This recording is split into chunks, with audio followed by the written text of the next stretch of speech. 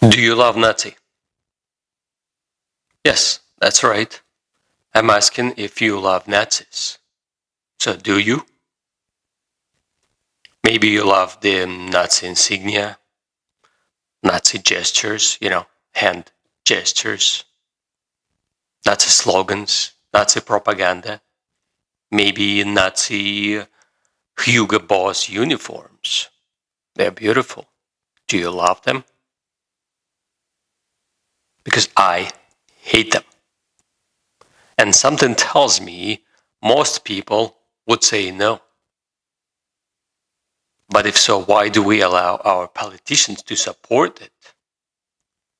Why do people in Europe and US support their politicians that support Nazi today?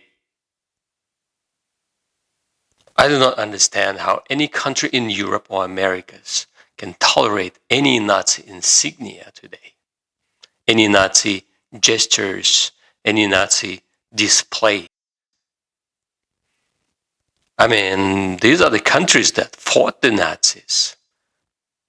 These are the countries that lost many, many men in the uniforms and civilians in the fight against Nazis. And that's not somewhere in history books that nobody living remembers. There are still many survivors of that war, and there are lots of families, millions of families that lost their parents, grandparents in that war to the Nazis. So I ask, don't you just hate the Nazis then? Don't you just despise any side of the people that are reminiscent of Nazis, those who adore the Nazis, those who love their insignia and put it on their own uniform?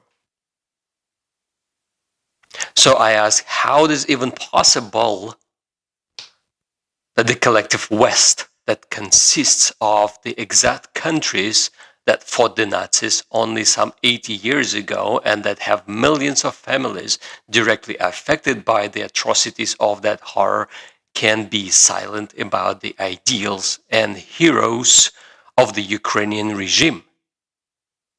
The Ukrainian regime that supports the Ukrainian regiments that adore, elevate, and stick in our faces their enhanced Nazi insignia, their updated Nazi slogans, their old-fashioned Nazi hand gestures.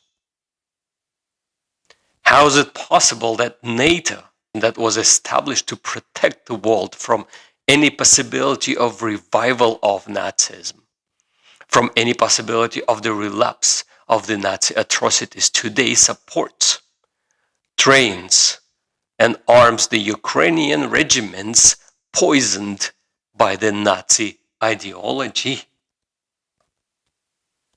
In light of the D-Day that was recently celebrated by the collective West, I can't be silent and just watch what is happening thanks to the bent politicians. Canada has lost almost 20,000 men in just one Battle of Normandy. France, more than 12,000, England, 11,000, USA, almost 30,000 men in just one lone summer battle. And these Western politicians invite a delegation from Ukraine that not only has nothing to do with the D-Day, but was actually fighting on the side of the Nazis with their 14th Grenadier Galician Division of the SS,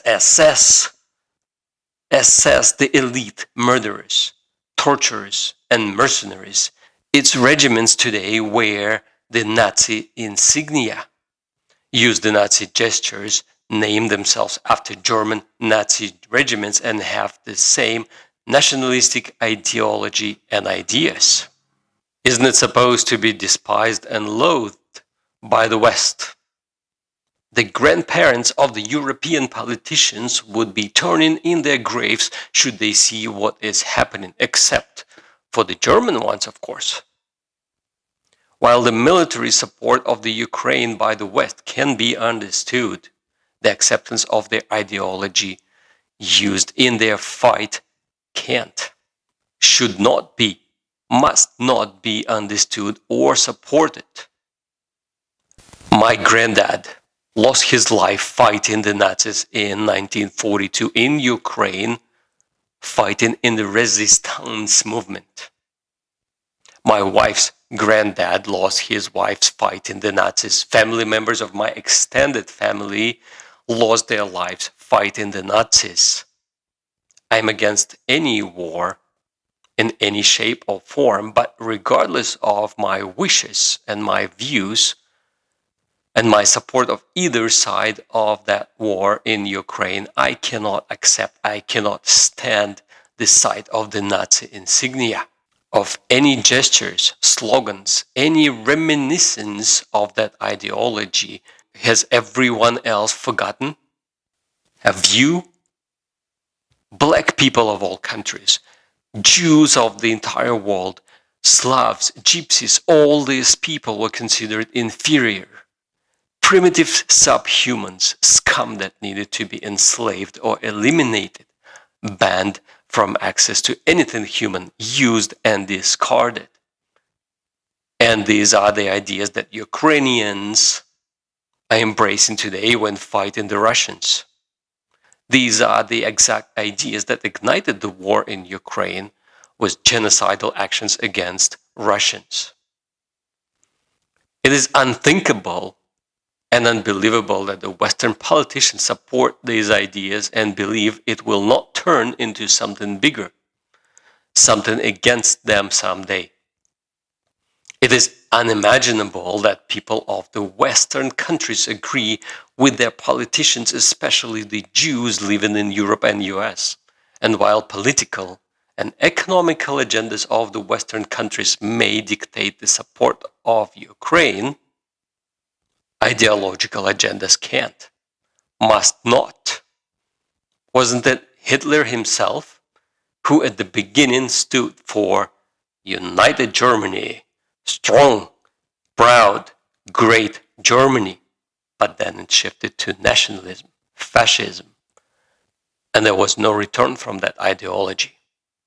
It would be very easy today for the Western politicians to correct the course of the Ukrainian ideology in light of the massive military and financial support. But it seems there is not a single politician with balls, with strong views of what is wrong and what is right. There is no political will to stand up and demand Ukraine to detach itself from nationalistic, fascistic, Nazistic ideas and ideology.